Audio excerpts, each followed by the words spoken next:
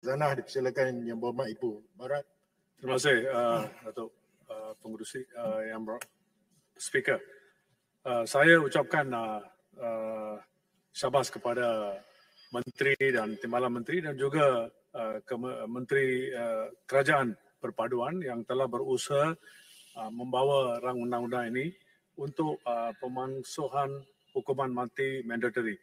Dalam hal ini kita juga perlu tahu bahawa Menteri sebelum ini, Mendiang Liew Wee Kong, dia sangat berusaha dalam hal ini dan kerap kali mengadakan stakeholders discussion untuk membawa pemansuhan rang undang-undang berkaitan dengan hukuman mati mandatory.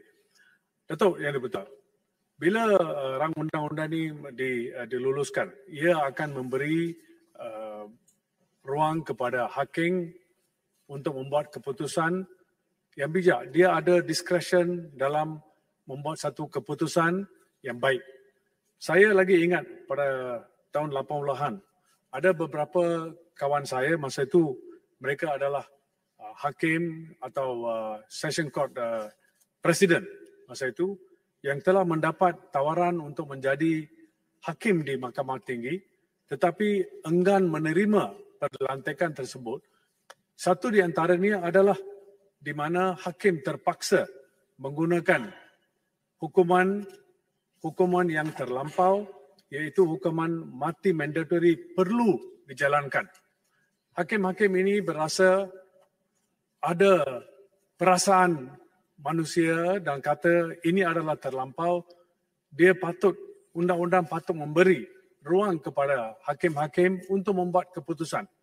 Lagi pula, pada masa itu, kes-kes jenayah yang di trial oleh juri trial telah dihapuskan pada tahun 1995. Dan ini adalah satu di antara kecacatan di prosedur kriminal dan kerajaan perlu menghalusi perkara ini. Adakah masa telah datang bahawa satu keputusan dulu untuk menggunakan juri trial ini adalah salah dan patut dibawa balik untuk diguna pakai supaya ia menesabar dan baik dan keputusan yang serius boleh dibuat oleh orang-orang biasa. Saya lagi ingat, Datuk Yang Dipertua, pada satu parliamentary roundtable and consultations on the abolishment of death penalty in Malaysia yang telah diadakan pada bulan Julai 2017. Pada masa itu dianjurkan oleh Parliamentary for Global Action. Setiausaha pada masa itu adalah mantan ahli Parlimen Batu Kawan, Cik Patu, di mana kita telah mempelawar dan mengajak beberapa orang yang terlibat dalam hal-hal kes-kes macam ini. Satu di antara orang yang telah datang dan berucap di sana adalah bekas IGP negara ini, Tan Sri Hanif Mohamad.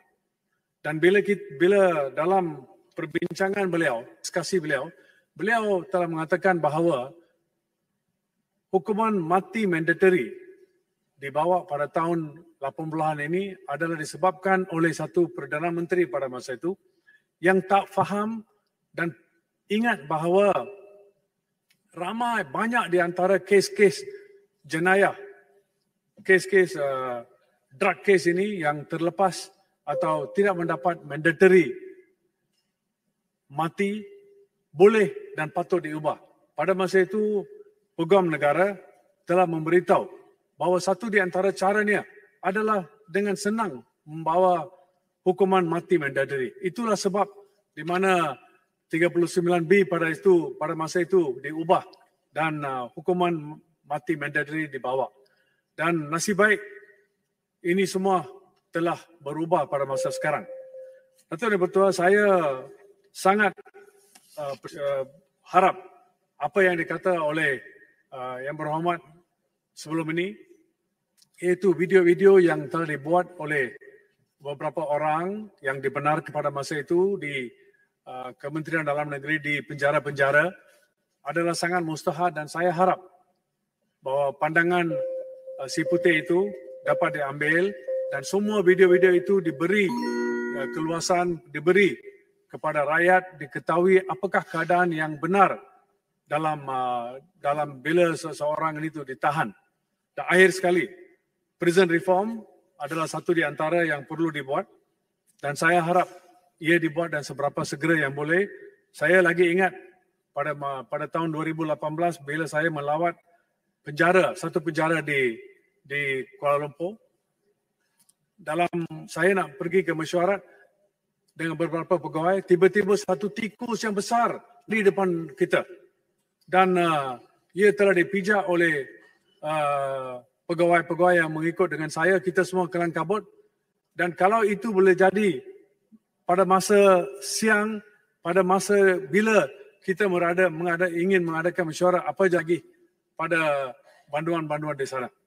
Akhir sekali, death penalty project yang dianjurkan pada tahun 2013 dan itu adalah satu di antara perkara yang telah memulakan perkara ini dan saya juga berterima kasih kepada bekas